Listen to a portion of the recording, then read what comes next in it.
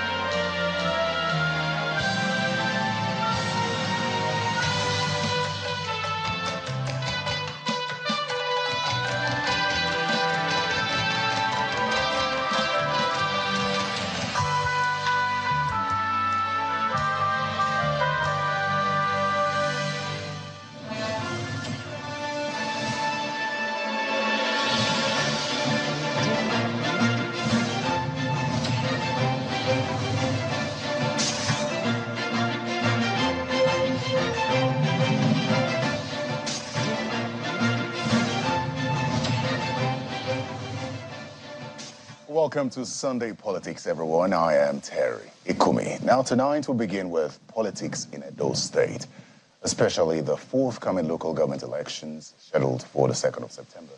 We'll hear from those involved and the concerns of the opposition parties. Also bear in mind that the governorship election follows after the Bayelsa, Kogi, and Imo governorship elections. Now, barring any last-minute changes, all is set for the 2023 local government elections in Edo State. And as part of preparations for the local government polls, the Edo State Independent Electoral Commission has scheduled a meeting with relevant stakeholders in the state for August the 24th, 2023. The Administrative Secretary of the Commission, Sunday Osayande, in a statement said the meeting with the stakeholders would hold at the Commission's conference hall in Benin City, while the main political parties in the state, including the ruling PDP and the other opposition parties, are gearing up for the local council polls. Some of the candidates have expressed concerns about the Commission's preparedness for the exercise. So let's get talking now. I am joined by a member of the Labour Party and immediate past president of the Nigerian Bar Association, Mr. Olumide Akpata. Welcome to Sunday Politics. Thank you, Terry. Thank you for having me. I am both excited and surprised I could catch you in Abuja at this time, because I know you have a rally in Benin tomorrow. Well, yes. So thank God for the efficiency of air travel. So hopefully, touch wood, I should be in Benin tomorrow morning, in time for the rally. This rally is really almost pretty much a grand finale of sorts that the Labour Party has organized for its candidates in the upcoming local government elections. And we are delighted and we are excited that the presidential candidate of the party, Mr. Peter Obi, His Excellency Mr. Peter Obi, will be in Benin with us on tomorrow to join in the rally. And so he will also be handing party flags to our 18 chairmanship candidates, who in turn will hand flags over to our 192 councillorship candidates. So I think the Labour Party is fully geared up and ready to go as far as the local government elections are concerned. You know, the rallies for local government elections are not popular in Nigerian politics. It's mostly presidential and then state, not to mention the National Assembly election. Those are the times when rallies hold. So why is the Labour Party doing this differently? Well, Terry, I'm so glad you've asked this question, because that is the lopsided or upside-down approach to politics that some of us are really concerned about. Politics and governance is about the people, and the local government is the tier of government that is closest to the people. But like you've rightly pointed out, the elections that lead to the elections for local government councillorship or chairmanship attracts little or no attention whatsoever. It's very worrisome. It's actually quite.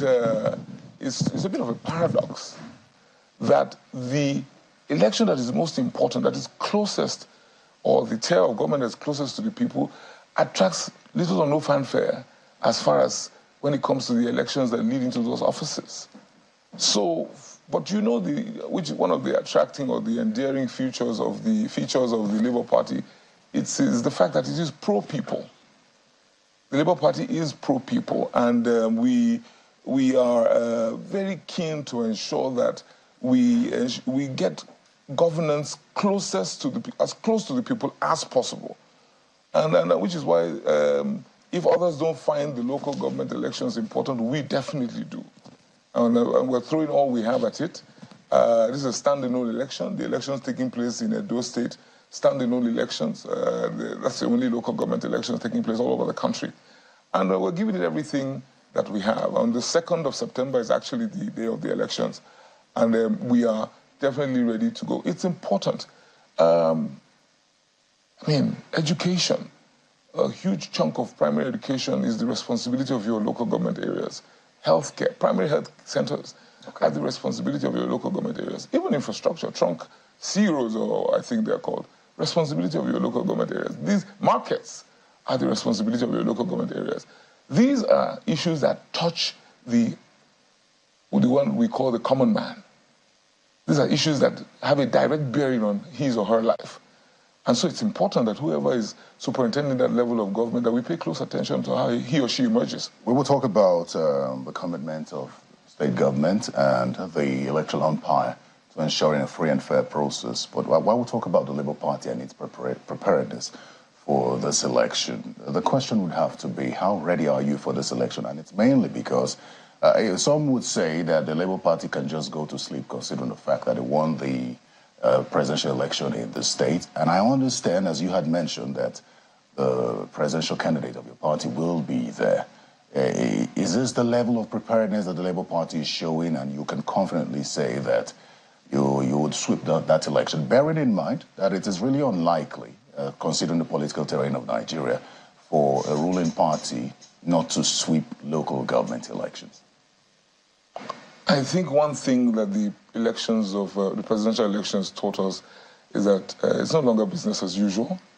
I think for those of us who participated and we watched, we saw that the political landscape in Nigeria has been radically altered, and for good.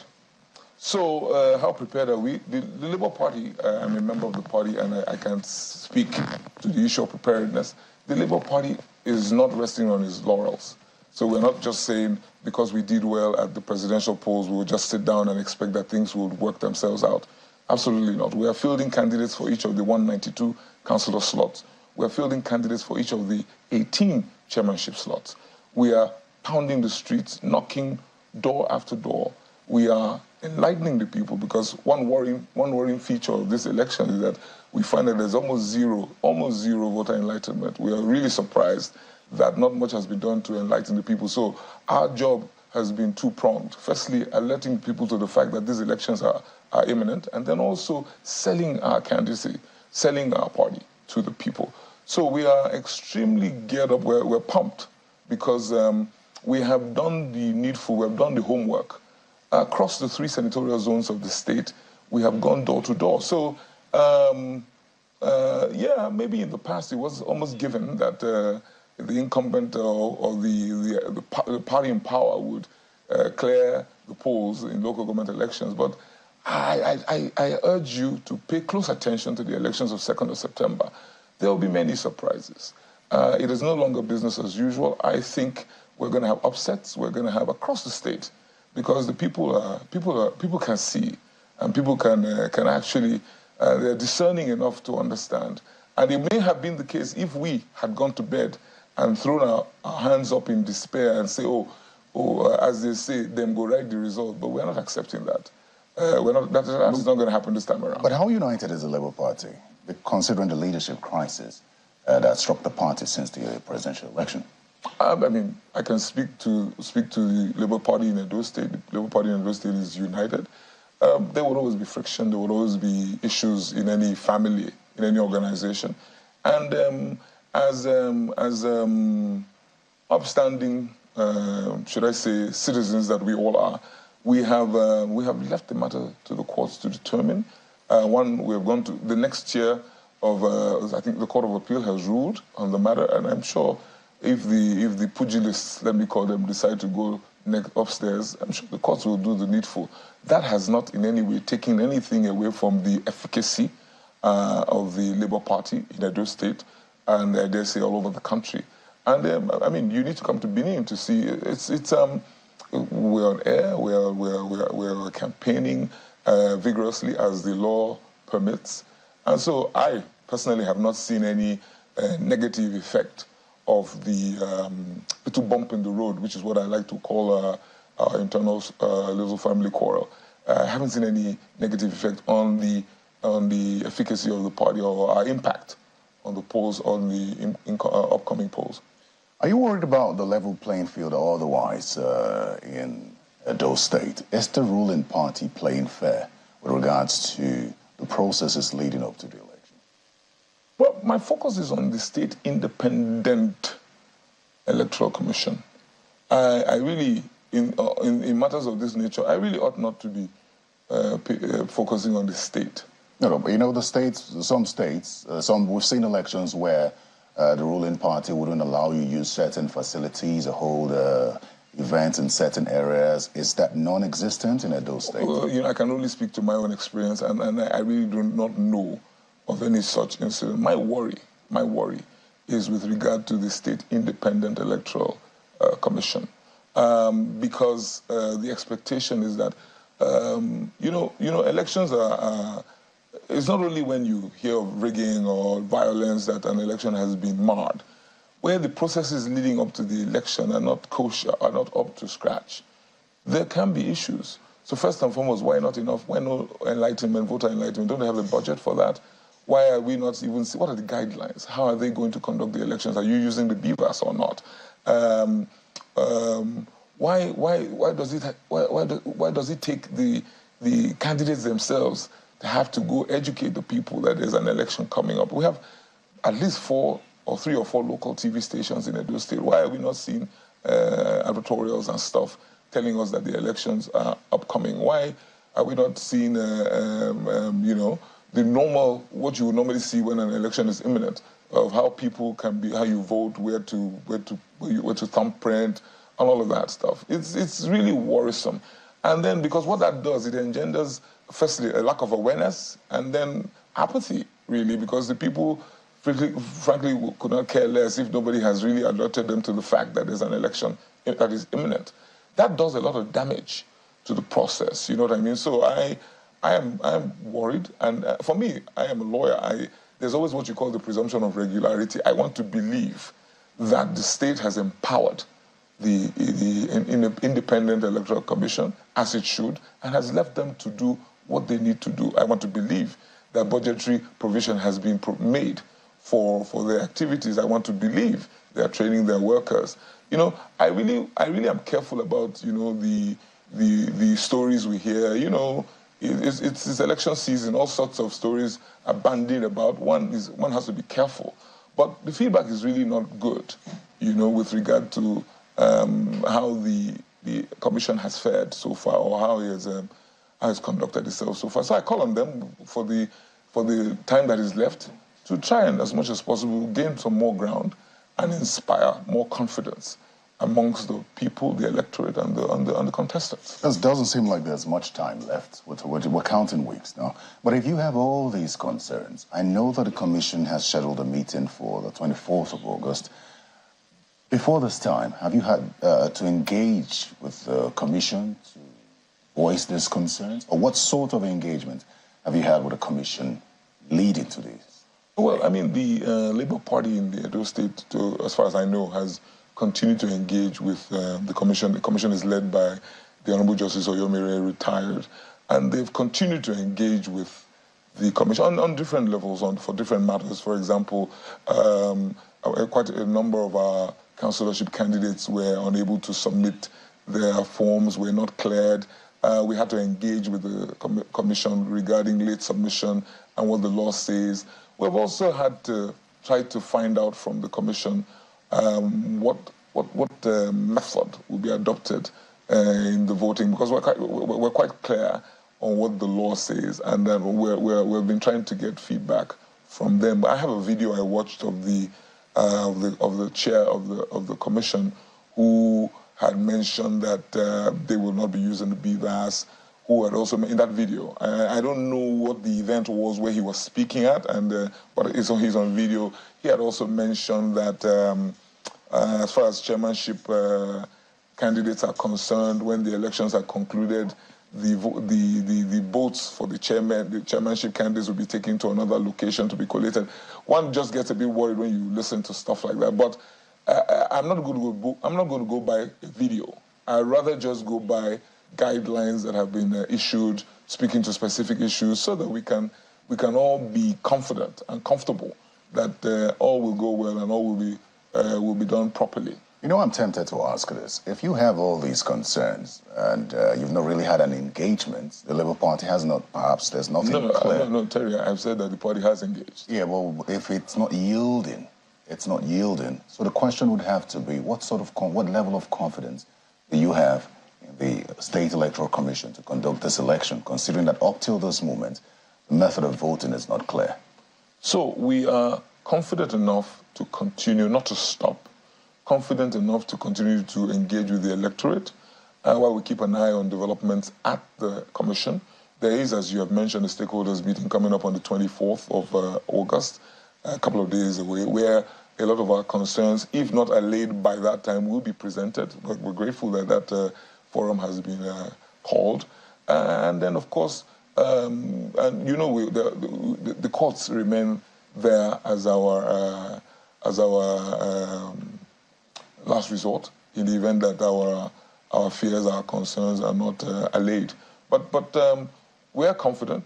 You know, we Edo State, and since 1999, with the emergence of the advent of democracy, we have been left without local government administration for about 8 years. 8 years, you know, and most of the time elections are held, and you find that a party in power sweeps the polls, and so we're not going to let the concerns that we have now about the process force us into reticence or force us into how do I put it, giving up. I think we'll be shooting ourselves in the foot if we do that. So we must, as the Americans will say, walk and chew gum at the same time. Focus on the process while we try to fix whatever glitches we think there are. Do you have fears about perhaps the rescheduling of this election? Because, I mean, this is not the very first date of this election. It's been shifted at least 4 times. Mm-hmm. You have fears about it? Well, that remains a concern. That remains a major concern. And, I mean, I was in Benin earlier on this week, and I got from sources that I would normally consider to be reliable that, oh, that is on the cards. But again, you know, there's only one source of information that is credible as far as the elections are concerned, and that would be the commission itself. So one cannot preempt that, but in response to your question, yes, and it is so. In any organization would be naive not to have consider all scenarios. What will we do in the event that the polls are postponed? What will we do if not? So all those things have been considered. You know what I mean? But it would be foolhardy of us not to take that into consideration, because it has happened before. This is a very important election, not just for other political parties, but for the Labour Party, because it would like to build on the success of the presidential election, at least test its strength to be sure that it did not win the presidential election because of the popularity of the candidate, but it has a growing strength in the state. So how important is this election to the forthcoming governorship election in the state? Extremely important, Terry, but I think I must make the point that the Labour Party is pro-people. So I think the immediate objective is to, we want to establish our credentials as a pro-people party. We want to exhibit the fact that we are very concerned about people, the people. You know, one thing that you find in Nigeria is that everything else is taken into consideration in politics and governance except the people themselves. That is really concerning. And the Labour Party has come to show that We are here for the people. That is what attracts many of us to the party. So it is important. Our success at the Google polls will really would flow from how well we do at the local government polls. But I must make the point that that is not the main objective. The main objective is this is the tier of government that is closest to the people, that impacts more on the lives of the people, and we find out that nobody really cares about that, but we do. So we intend to do well, and the expectation is that if the people see us do well at the polls and also when in government at the local government level, they will reward the party when the go-by elections are upon us. Well, speaking of which, the governorship election, which we just talked about, is almost here, and you've just joined the party. There are concerns as to why you've joined the party. Some say that you'd like to be governor of Edo State. So before I ask you about your political intentions, I'd like to ask you what your take is with regards to governance in Edo State. And I ask this so that we understand that you are in touch with the people of Edo State. Governance in Edo State, governance in Nigeria, as I have tried to point out in my previous comments, my concern really is that the people have been taken out of the equation. You know, so which is why you can't travel from Benin to Auchi. You can't get out of Benin. The roads are impassable. I mean, I just drove on the roads a couple of weeks ago, and it's just, and it's the people that are applying those roads, but it really doesn't matter because they don't matter, right? You find that the schools, Edo State is not just Benin City, right? You go around the state, the schools, you know, the markets. My take is that we must come down to the level of the people and address the issues that are most important to them. And I think that is lacking in Edo State. I think the people are still holding on to or left with the short end of the stick. And in fairness to those at the helm of affairs presently, this really is a story of government in Nigeria. The people tend to be forgotten. And the accountability is almost zero because the people have been taken out of the equation.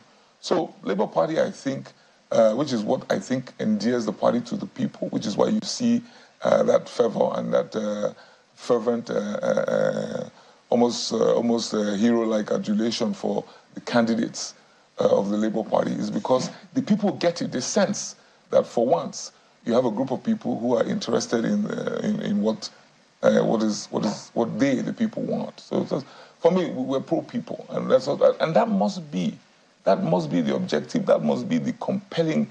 That must be the driving factor. But what's best for the people? That's why you joined politics, is it? Absolutely, because I go around the world. You go everywhere, and it's really governance. Governance is about the people, and the systems are made to work. The processes work. The people, there's a social safety net, and the people are how do I put it? They're well catered for within the context of government and governance. But you come home and you find out that you just do a vox pop. You talk to the people and they feel they disconnect totally. And I must tell you, Terry, I wonder how those who run governments at different levels, how well they sleep at night. Because, you know, when you look at the country, you look at the people, and then you juxtapose that against what our potential is, what our resources are. You must. I would have nightmares if there's a problem. If you were governor? Oh yeah, if I were governor. Do you want to be governor? Do I want to be governor? Let's put it this way. I have joined the party. I'm thinking to myself that firstly, let us organize ourselves. I've put my hand on the plow. I will not be looking back. And as events unfold, as opportunities arise, I think the mindset should be that we are ready to serve at whatever level. We are ready to, work hand in hand with like-minded, with kindred spirits, and work towards the betterment of Edo State and Nigeria. I think that should be where we leave it at for now.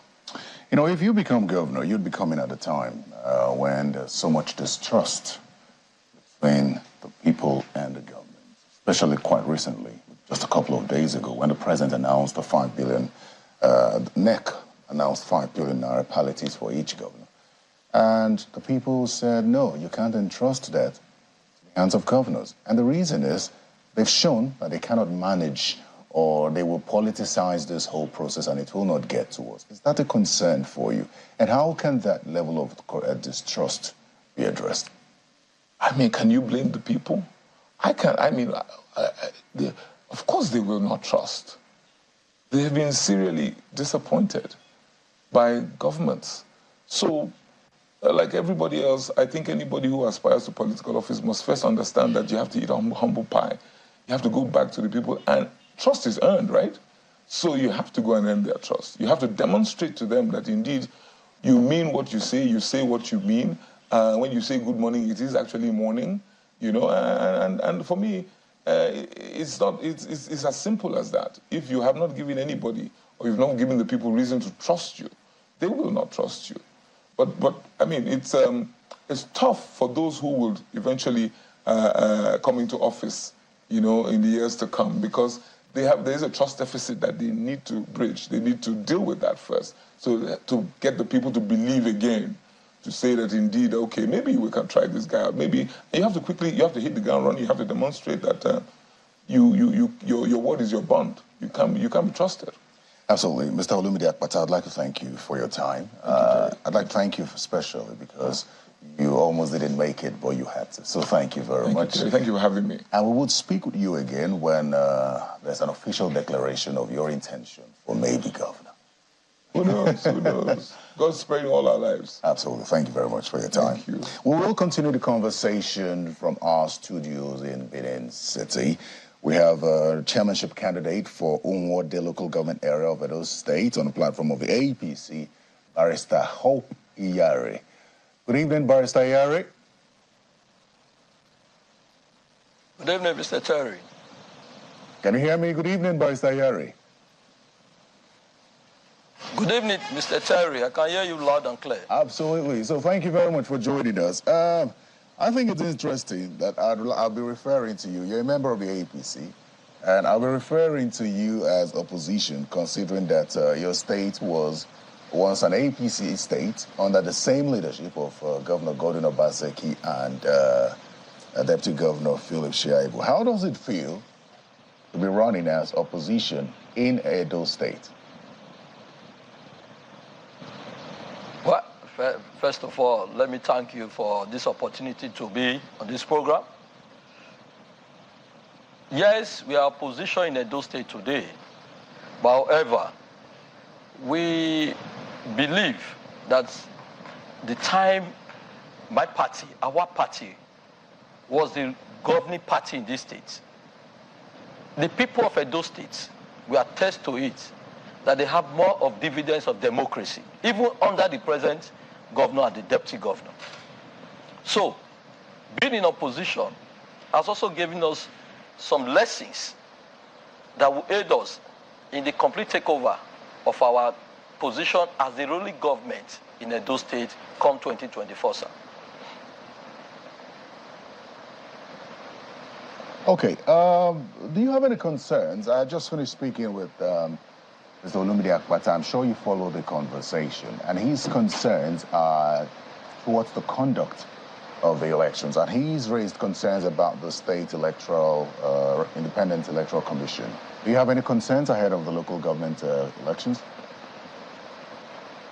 Thank you very much, sir. We share similar concern and apprehension with what the SY president of NBA just spoke about. For example, sir, we all know that elections results are declared at the unit level by the presiding officer. and then taken to the ward collating officer where the councillorship results are declared. The chairmanship election, if you go by the provision of the Electoral Act, ought to be declared at the local government headquarters.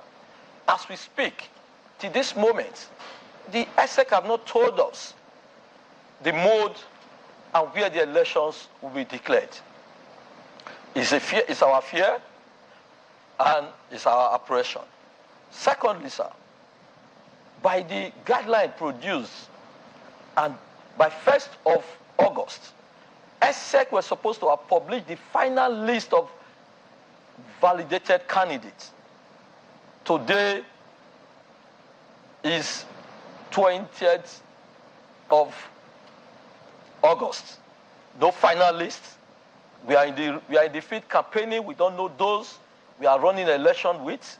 We don't know those who are the candidates of other party. We don't know those who are going to be in the ballot with us. These are fear. We also are afraid, sir, of the use of the security network, the Edo State security network, the vigilante. Are they going to partake in this election? We have raised this fear with the relevant security authorities as a party. So we are afraid that what have been playing out in previous local government elections will not play out this time.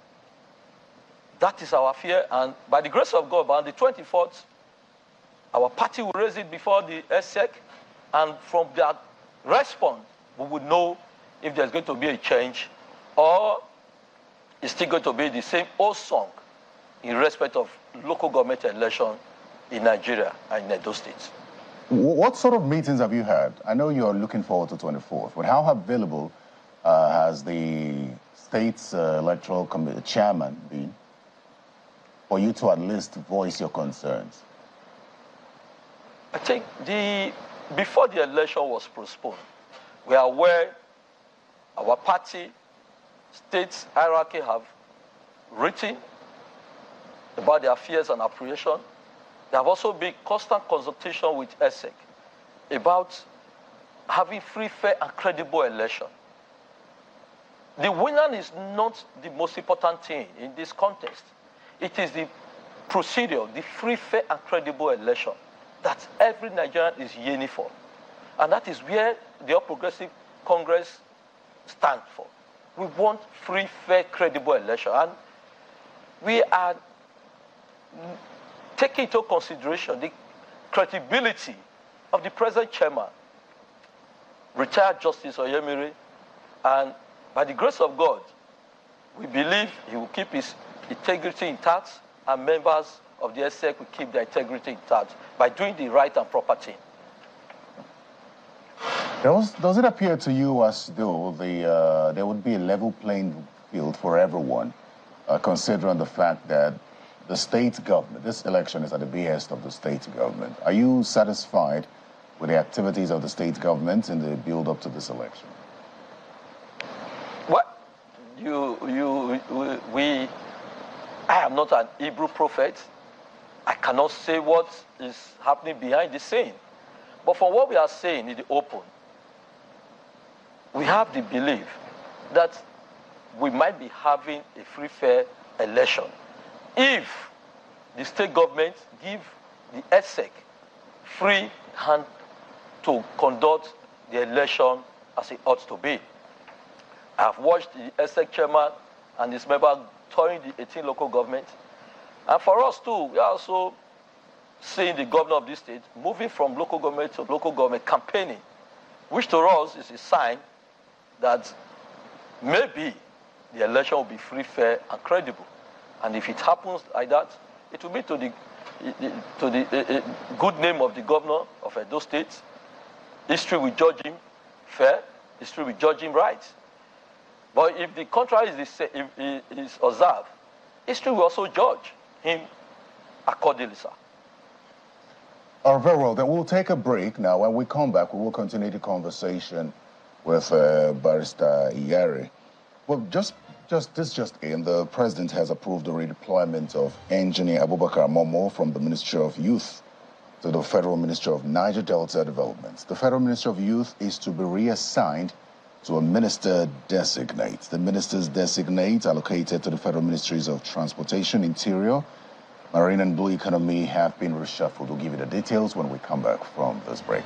Do stay with us.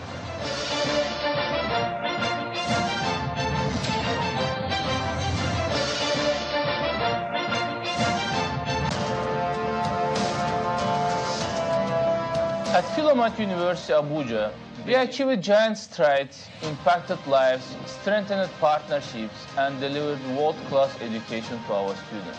As we surge ahead on our mission to transform education in Africa, we are enthusiastic and adrenalized for the future, as we know you are also. Philomath University. Unlock your dreams.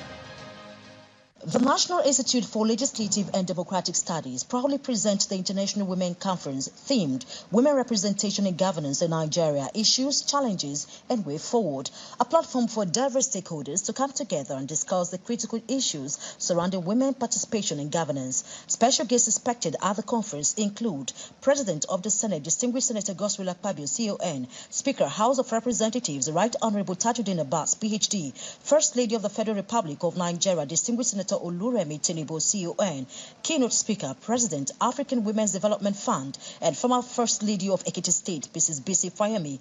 Other participants include women politicians, female parliamentarians from Nigeria, South Africa, Kenya, and Uganda, civil society organizations, and other key stakeholders. Date 23rd and 24th of August 2023. Venue, NAF Conference Center, Ahmedu Bello Way, Jabi, Abuja, Nigeria. Time, 9 a.m. daily. International Women Conference, Empowering Women, Shaping Governance. Convener, Professor Abubakar Suleiman, Director General, News. Announcer. You're heading home from work. In the busy traffic, your car breaks down. Car horns blast. Your car is pushed aside. You call for help. Phone battery blinks and dies. You take a cab. Few miles, tire bursts. What a day. Frustrated, sweaty, and tired. Nearing home, darkness envelops the street. Wow! Just one house is bubbling with life. Brilliant lights, loud music, smiling wife, all welcome you. We alone have light? Yes, it's JRB Solar Energy Systems, my anniversary present to us. No matter how dark life is, the sun is gonna shine on everything you do. JRB solar inverters, batteries, solar panels, solar street lights, and more. Telephone 0906 752 1111. Email sales@jrbsolar.com. JRB, the sun is gonna shine on everything you do. When you think of Nigeria, do you think of its potential? Then you might be who we're looking for. We want people in the business of doing good. People with startups or proofs of concept that directly or indirectly take on one or more of Nigeria's social issues. If you want to win a 30 million naira grant, expert mentorship, and access to an exclusive network of business leaders, apply now to be a contestant on our exciting new social enterprise competition show, Fund It Forward. Go to www.funditforward.tv for more details on the show and on how to apply. Fund It Forward, a channel's original series. The National Institute for Legislative and Democratic Studies proudly presents the International Women Conference themed Women Representation in Governance in Nigeria, Issues, Challenges, and Way Forward, a platform for diverse stakeholders to come together and discuss the critical issues surrounding women participation in governance. Special guests expected at the conference include President of the Senate, Distinguished Senator Godswill Akpabio, CON, Speaker, House of Representatives, Right Honorable Tajuddin Abbas, PhD, First Lady of the Federal Republic of Nigeria, Distinguished Senator Oluremi Tinubu, CON, Keynote Speaker, President, African Women's Development Fund, and former First Lady of Edo State, Mrs. Bisi Fayemi. Other participants include women politicians, female parliamentarians from Nigeria, South Africa, Kenya, and Uganda, civil society organizations, and other key stakeholders. Date 23rd and 24th of August 2023. Venue, NAF Conference Center, Ahmedu Bello Way, Jabi, Abuja, Nigeria. Time, 9 a.m. daily. International Women Conference, Empowering Women, Shaping Governance. Convener, Professor Abubakar Suleiman, Director General, News. Announcer.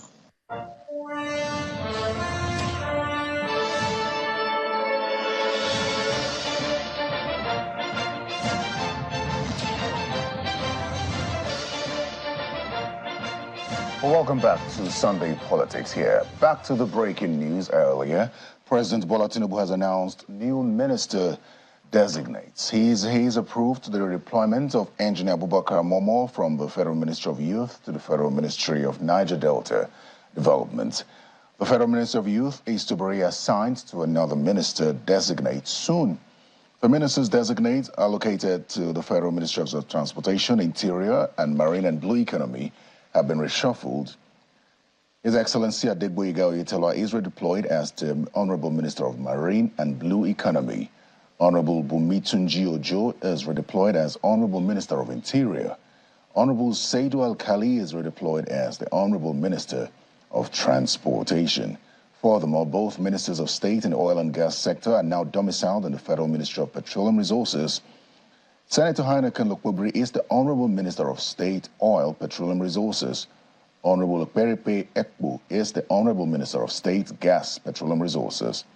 The President approves the renaming of the Federal Ministry of Environment and Ecological Management as the Federal Ministry of Environment.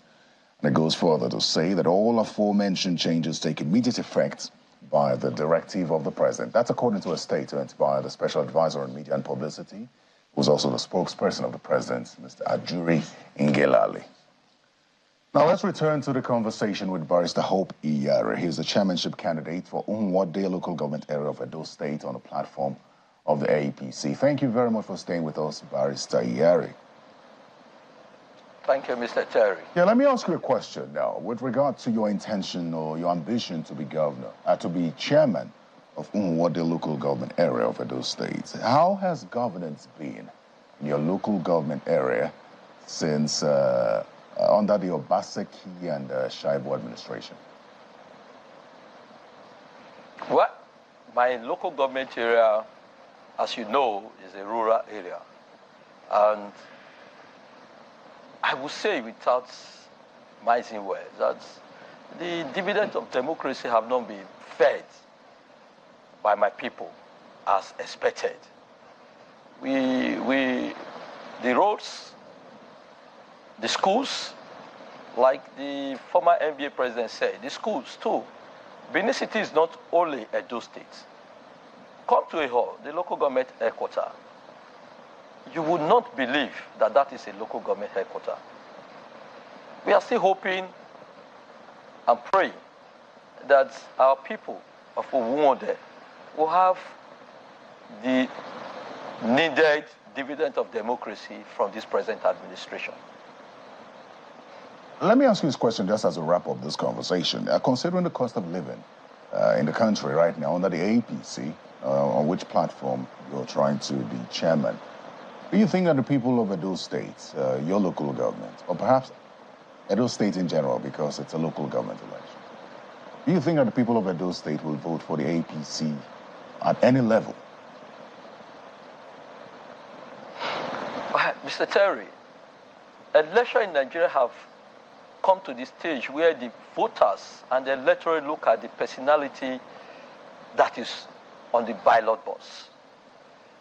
With the last election, general election, it was a clear signal that the candidates drive election now, not the party. So, in the 18 local government, the candidates of the party of All Progressive Congress were carefully selected. And I can assure you, sir, that when there is free, fair, credible election, where results, ballot papers will be taken to the polling unit, the results of Edo State will shock the entire nation. What is happening at the national level, it is something that ought to take place. There's always light at the end of the tunnel. And I can assure you that at the end of all this little hardship, Nigeria will be better off for it. Very well, then. I'd like to say a very big thank you for coming on Sunday Politics, Barrister Hope Iyare. And I wish you well with your chairmanship ambition. Thank you very much. All right, on to other things now. The human rights lawyer, Femi Falana, is demanding the immediate release of former chairman of the Economic and Financial Crimes Commission, Abdulrasheed Bauer. Falana, in a statement issued, says the remand order for Bauer had expired and that there's no legal grounds to continue to detain him. The statement reads in part, in view of the fact that Mr. Rashid Bawa is not being charged with any criminal offense whatsoever, the State Security Service ought to have released him from custody. I am not unaware of the claim that Mr. Bawa is being detained on the basis of a remand order issued by a magistrate court in the Federal Capital Territory. It ought to be pointed out that the remand order has become spent, invalid, and illegal, as no magistrate has the power under Section 493 of the Administration of Criminal Justice Act 2015 or Section 35 of the Constitution of Nigeria to authorize the detention of a criminal suspect for 67 days without trial. He added that under the Administration of Criminal Justice Act, the cumulative lifespan of a remand order is 56 days, therefore having exceeded the detention period permitted by the Administration of Criminal Justice Act and the Constitution of Nigeria, the State Security Service should be directed to release Mr. Abdurrashid Bawa from illegal custody without any further delay. Just to mention that Mr. Bawa has been in the custody of the Department of State Services since June 14, 2023 for alleged financial impropriety under his watch. Now, to speak further on this, I'm joined by Mr. Eze Onyekbere. He is the lead director, Center for Social Justice, and he is a lawyer as well. He joins us virtually. Mr. Onyekbere, thank you very much for joining us. My pleasure. I don't know if you've seen the statement from Mr. Falano, but I just read it out, and he says that the action of the EFCC, or the federal government as it stands now, is illegal as the remand order day has expired. Well, let me start by saying that under the Administration of Criminal Justice Act, as you rightly pointed out, the detention order can be for a maximum of 56 days, 14 days times 4. So anything outside that period is illegal and cannot be justified under existing laws. Let me even go further to make this point. I think many of my senior colleagues particularly are not adopting a proper jurisprudential disposition to those sections of Administration of Criminal Justice Act. I recall as a young lawyer so many years ago when we were in the Civil Liberties Organization, we fought so hard to declare a holding charge illegal. And what the Administration of Criminal Justice Act has done is to more or less justify the holding charge, and you have a situation where you are holding somebody for 56 days and you are not able to bring a charge. If you look at Section 35 of the Constitution, it is clear.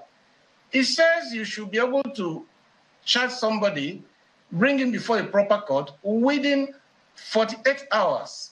And then it gave conditions under which that will not have been done. And it includes that you are trying to make sure of the appearance of the person before a court, or a person who have jumped bail, you have to detain him, or you're executing the sentence order of a court, or for a person under 18, you are trying to make sure he's educated and for his welfare. Somebody carrying infectious diseases, you are trying to make sure he does not spread it to the whole of society, or an illegal alien trying to enter Nigeria. And the part of the Constitution that deliberately says that you can derogate from fundamental rights in the interest of national security, and all those other conditions, you find out that Section 35 is not included because all the conditions upon which you can derogate are already stated in the Constitution. So I dare say that that section of the Administration of Criminal Justice Act, if it is considered properly, could be declared unconstitutional. Not to even talk of having exceeded the number of days and you are still holding the person. It's like somebody has an agenda. Keep this person out of circulation. I don't like his face. Simply detain him one way or the other. 56 days is more than enough for you to bring a charge against somebody. And I'm saying that that section, if it is actually interrogated by jurisprudential minds who have an idea of the history of illegal detention in Nigeria and what the Constitution meant to prevent, that section will be declared unconstitutional. There have been concerns as to security agencies and their respect for the rule of law. And Mr. Femi Falana's point now points in the direction of breaching the Constitution and a concern as to whether this administration is going to continue in the stead of the former one to disregard court orders and all. But then there are also positions that the DSS or the federal government can reapply to extend the detention time. Is that true? You cannot apply to extend a statutory provision, which gives you, first of all, you come with the first application. They give you 14 days to detain a person so as to enable you to conclude your investigations if you are really investigating. You come back again to say, oh, well, we've not finished. They give you a second 14 days to enable you bring this person before a court of competent jurisdiction. You come back a third time to say, oh, there are challenges, there are circumstances that have not made us to conclude. You ask for a third extension. They give you a third. First one was 14. Second one was 28 days. Third one, you add another 14, about 42. And then the final one that gives it up to 56. How can you begin to apply? We are talking of a constitutional democracy. We are not discussing a military dictatorship. This is the kind of things that we are done under Decree 2.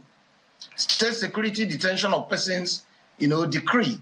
Even when the courts gave orders, they say we house the jurisdiction of the court. How can we be discussing in a democracy, detaining a person who you have already accused of committing heinous crimes before the media for 56 days without being able to bring a charge? You recall the DSS was even trying to bring a charge against Emefiele under Buhari, and they were stopped by the courts. And then this time around, it has taken them so long, okay? Even when they eventually brought a charge, they discontinued it and bringing another one. So it's like you are going shopping. You're simply saying, I want to detain this man. If you bring excuse A, it doesn't work, you bring excuse B. So that does not show goodwill. That is not in accordance with the rule of law. It's about the rule of a men and women filled with their personal prejudices and caprices. It's not about the rule of law. So, Onyekpere, just before we go, you started off this conversation talking about your colleagues and their attitude to matters like this. I like to believe you're talking about the NBA. What do you expect the NBA to do? Now, my first position was about what I consider, I'm not a court, I don't sit as a judge, as the unconstitutionality of that provision. If you look at Section 35 of the Constitution, I had expected very senior colleague, distinguished senior advocates in the Nigerian Bar Association to say this provision should not have been allowed in the law. It should not fly because it is open to abuse and that it has been seriously abused. And even if you allowed it and you see the mischief in the existing law, it should be a ground to call for an amendment of that law or a repeal of those provisions that allow the fundamental rights of the citizen to be abused. It's not about Emefiele or Bauer. I may not like their faces. I may not like how they performed in office, but that is beyond the issue because this could be applied to every other citizen who, for no reason or the other, the authorities don't like his face. Well, what is the specific amendment you call for? Is it the number, the duration of the remand order? I am saying the Constitution is the supreme law of the land. It says bring a person to trial or bring him before a competent court under a space of 48 hours. And it's not for the purpose of remanding him if you don't have any evidence. It's for the purpose of offering him the opportunity to answer the case. So I want that section of the AJCA expunged because it's in violation of Section 35 of the Constitution. That's what I'm saying.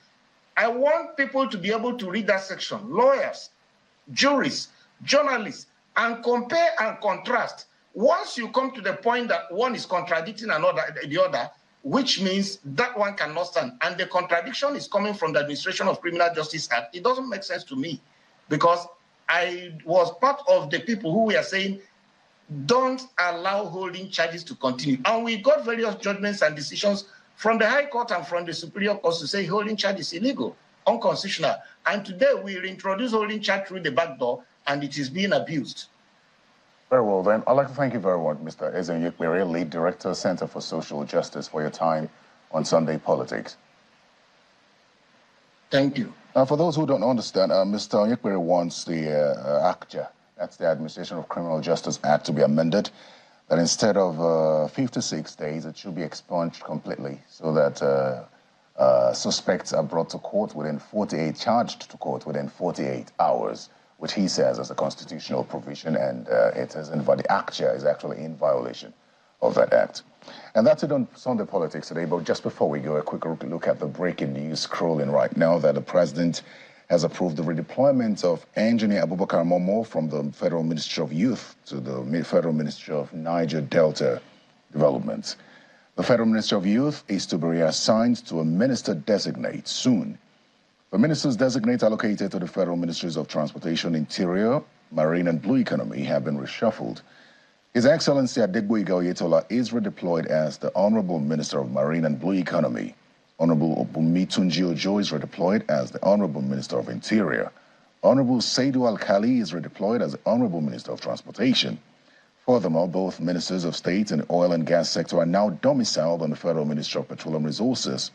Senator Aineken Lukpobiri is the Honorable Minister of State, Oil, Petroleum Resources, while Honorable Ekberikpe Ekpo is the Honorable Minister of State, Gas, Petroleum Resources. The President approves the renaming of the Ministry of Environment and Ecological Management as the Federal Ministry of Environment, and those changes take effect immediately. Well, thanks for your time as well. I am Terry Ikumi. Enjoy the rest of your evening. Bye.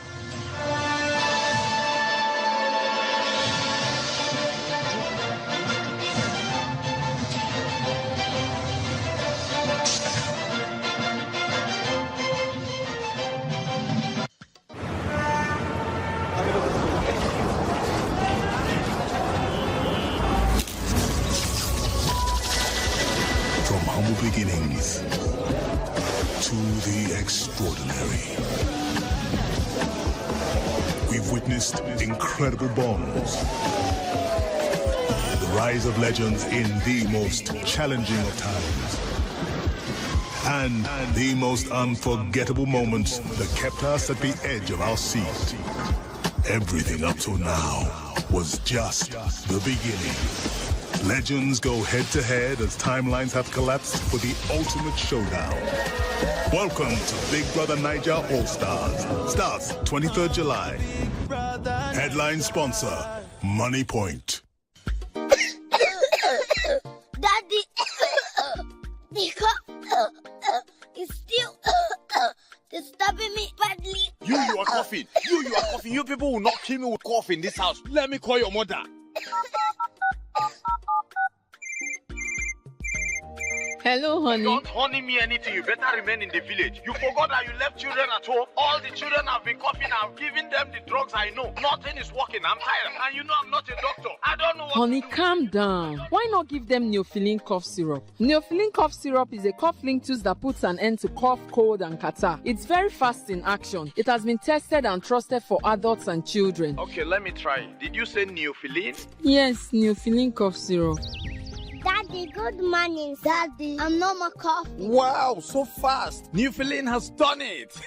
Neofilin cough syrup is manufactured by Mopsin Pharmaceutical Limited, 47 Osolowe, Ajawo Estate, Oshodi, Lagos. If symptoms persist after 3 days, consult your doctor. Do you desire to study in an excellent academic environment with access to modern facilities? Are you willing to study in a leading medical and health sciences university and graduate in record time, no internal or any other form of strike? Do you want to be equipped with the requisite skills needed in today's medical science and health science fields without breaking the bank? Introducing the next gen scholarship scheme of the University of Medical Sciences, UNIMED in Edo City, Edo State, Nigeria. The university is offering a 40% discount on school fees, meaning students can pay as low as 150,000 naira per academic session for those who gain admission into UNIMED in the 2022, 2023, 2023, 2024, and 2024-2025 academic sessions to study selected science and biological courses. For admissions, visit www.unimed.edu.ng or 0813 55 654. UNIMED, proudly Nigeria's first specialized medical and health sciences university. The community of persons with disability is ready and able to serve at the national and sub-national cabinets of governance at all levels. I am able to serve as a minister. I am able to serve as a commissioner. Me too. I can serve as special advisor or head of any parastatal. Government policies affect persons with disabilities, and it is fair that persons with disabilities have representation in governance to make contributions to wide-ranging policies that affect our community.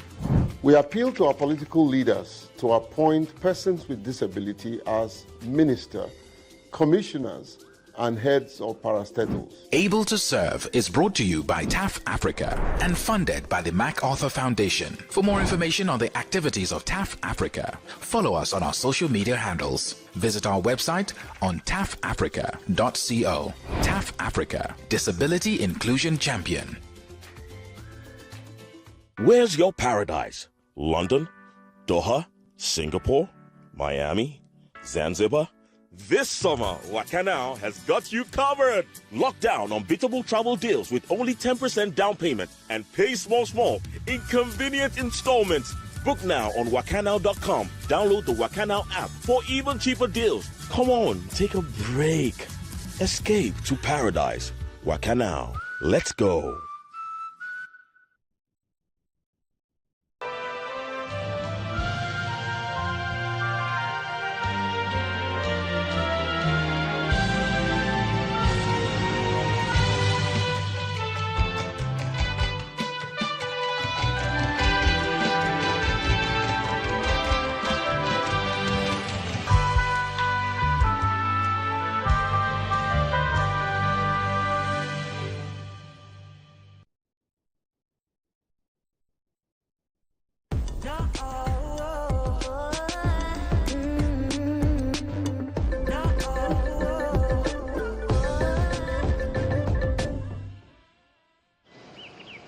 Africa's energy security is an issue from the Cape to Cairo. Millions live without electricity, and those who are connected to the grid live with frequent blackouts. Welcome to a new edition of Eco Africa. I am Sandra Kahumza, coming to you from Kampala, right here in Uganda. Now let's say a big hello to my colleague Chris. Hi Chris. Hi Sandra, and hello to you, our viewers. Yes, energy is our topic once